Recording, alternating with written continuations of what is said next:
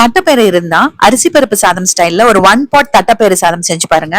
அவ்வளோ டேஸ்டா இருக்கும். லஞ்ச் பாக்ஸுக்கும் சூப்பரா இருக்கும். சுட சுட சாப்பிடறதுக்கு நல்லா இருக்கும். லஞ்சுக்கு, பிரேக்ஃபாஸ்ட்டுக்கு, டின்னருக்கு எப்ப வேணும்னாலும் நீங்க இதை செய்யலாம்.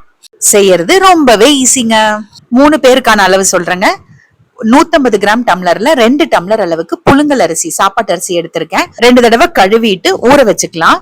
இது ஊறுறதுக்குள்ள நம்ம மத்த ப்ராசஸ் எல்லாம் பண்ணிடலாம். 2 டம்ளர் அரிசிக்கு அதே டம்ளர்ல 1 டம்ளர் தட்டைப்பயிறு, காராமணின்னு சொல்லுவோம் இல்லையா, அது எடுத்திருக்கேன். நைட்டே ஊற வச்சிட்டீங்கன்னா அடுத்த நாள் காலையில பண்றதுக்கு ஈஸியா இருக்கும். இப்ப இந்த காராமணி தட்டைப்பயிரை நல்லா கழுவிட்டு குக்கர்ல 2 டம்ளர் அளவுக்கு தண்ணி ஊத்தி ஒரு 7 விசில் விடுறேங்க. இது சின்ன குக்கர், டக்கு டக்குன்னு விசில் வந்துடும். அதனால 7 விசில். நீங்க கொஞ்சம் பெரிய குக்கர் எடுத்திருந்தீங்கன்னா 5 விசில் போதும். இதுவே ஊற வச்சு எடுத்திருந்தீங்கன்னா 3 விசில்ல வெந்துடும்.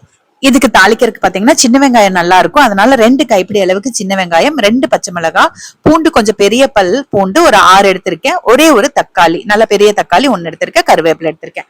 இப்ப இது எல்லாமே வெட்டி வச்சுக்கலாம். பூண்டு வந்து நீல நிறமா வெட்டி இருக்கேன். சின்ன சின்ன வெங்காயம் பூண்டா இருந்ததுன்னா அப்படியே முழுசாவே சேர்த்துக்கலாம். இப்ப தட்டைப்பயிறு விசில் விட்டு அடுப்பு ஆஃப் பண்ணி நல்லா பிரஷர் இறங்கிருச்சு. திறந்து பாத்துக்கலாம். நல்லா வெந்திருக்கு. இதுல 1 டம்ளர் அளவுக்கு தண்ணியும் இருக்குங்க. இந்த தண்ணியை கீழே ஊத்த வேண்டாம், நம்ம சாதத்தோட சேர்த்துக்க போறோம். வேகலைன்னா இன்னொரு 2 விசில் விட்டு எடுத்துக்கோங்க. இப்போ குக்கர்ல ஒரு 5 ஸ்பூன் அளவுக்கு எண்ணெய் ஊத்திக்கலாம். கடலை எண்ணெய் அல்லது சன்ஃபிளவர் ஆயில் சேர்த்துக்கலாம். 1 ஸ்பூன் அளவுக்கு சீரகம் சேர்த்துக்கோங்க. இதுக்கப்புறமா நம்ம வெட்டி வச்சிருக்க வெங்காயம், பச்சை மிளகாய், கருவேப்பிலை, பூண்டு இதெல்லாம் சேர்த்துட்டு நல்லா வதக்கிக்கலாம். இதே ரெசிபி நீங்க வந்து துவரம்பருப்பு சேர்த்து பண்ணலாம். அப்படி இல்லைன்னா பச்சை பயிறு, முழு பச்சை பயிறு இருக்கு பாருங்க, அது சேர்த்து பண்ணலாம். ஆனா முழு பச்சை பயிறு சேர்க்கும் போது நம்ம தனியா வேக வச்சு சேர்க்கணும்னு அவசியம் இல்ல. அரிசி பருப்பு சாதத்துக்கு அரிசி பருப்பு சேர்த்து நம்ம பண்ணுவோம் இல்லையா, அதே மாதிரி ஒன்னாவே போட்டு பண்ணிக்கலாம். வெங்காயம் வதங்கினதுக்கு அப்புறமா தான் நம்ம தக்காளி சேர்க்கிறோம். தக்காளியும் சேர்த்துட்டு நல்லா கொஞ்சம் எண்ணெய் பிரிஞ்சு வர வரைக்கும் வதக்கி விடணுங்க. அப்பதான் டேஸ்ட் நல்லா இருக்கும். இதே பிரியாணி ஸ்டைல்ல பண்ணலாம். ஆனா நான் இன்னைக்கு அரிசி பருப்பு சாதம் ஸ்டைல்ல பண்ணிருக்கேங்க. ஒரு 3/4 ஸ்பூன் அளவுக்கு சாம்பார் தூள், 1/4 ஸ்பூன் மஞ்சத்தூள், நல்லா 1 ஸ்பூன் நிறைச்சு கல்லுப்பு சேர்க்கணும். சேர்த்துட்டு அந்த பொடியெல்லாம் சேர்த்ததுக்கு அப்புறமும் 1 நிமிஷம் நல்லா வதக்கி விட்டுக்கலாம். நீங்க சாம்பார் தூள் சேர்த்த வேண்டாம்னு நினைச்சீங்கன்னா 2 பச்சை மிளகா கூட இன்னொரு 4 அல்லது 5 வரமிளகா சேர்த்துக்கோங்க தாளிக்கும் போது.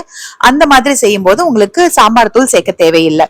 இப்ப இந்த பொடியெல்லாம் சேர்த்து ஒரு 2 நிமிஷம் வதக்கியாச்சு. அதுக்கப்புறமா நான் அரிசி ஊற வச்சிருந்தேன் பாருங்க, அதை கழுவிட்டு வடிகட்டி எடுத்து வச்சிருந்தேன். அந்த அரிசியும் சேர்த்துக்கிட்டேன்.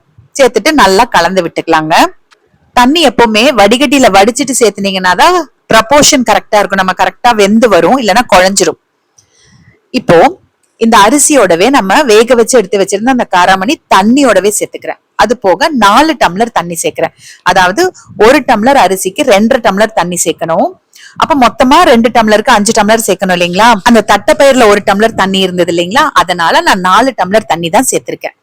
இப்ப இது கூட ஒரு 2 ஸ்பூன் அளவுக்கு நெய்யும் கொஞ்சம் கொத்தமல்லி தண்ணியும் தூவிட்டு திரும்ப நல்லா கலந்துக்கலாம். ஏன்னா தண்ணி ஊத்தி இருக்கோம், அந்த உப்பெல்லாம் போட்டது நல்லா கலந்துட்டு வெயிட் போட்டுட்டு ஒரு 3 அல்லது 4 விசில் விட்டீங்கன்னா போதும், அருமையா வெந்துடும். நீங்க 1 பாட் தக்காளி சாதத்துக்கு வைப்பீங்க இல்லையா, அந்த அளவுக்கு நீங்க விசில் வச்சு ஆஃப் பண்ணிக்கோங்க.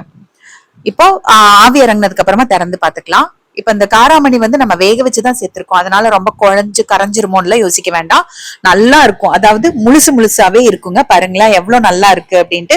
நம்ம சாப்பாடு அரிசிக்கு எப்பயுமே 1:3 ரேஷியோல தண்ணி வைப்போம். ஆனா இது வெரைட்டி ரைஸ் அப்படிங்கறதுனால 1:2.5 2 டம்ளர் அளவுக்கு தான் தண்ணி வச்சிருக்கேன். நல்லா உதிரியா வந்திருக்கு. இதுக்கு தொட்டுக்கிறதுக்கு நாங்க தயிர் தொட்டுக்குவாங்க, கெட்டி தயிர். அப்படி இல்லைன்னா பொட்டேட்டோ ஃப்ரை நல்லா இருக்கும், கத்திரிக்காய் உருளைக்கிழங்கு பொரியல் நல்லா இருக்கும், இல்ல பச்சடி கூட நல்லா இருக்குங்க.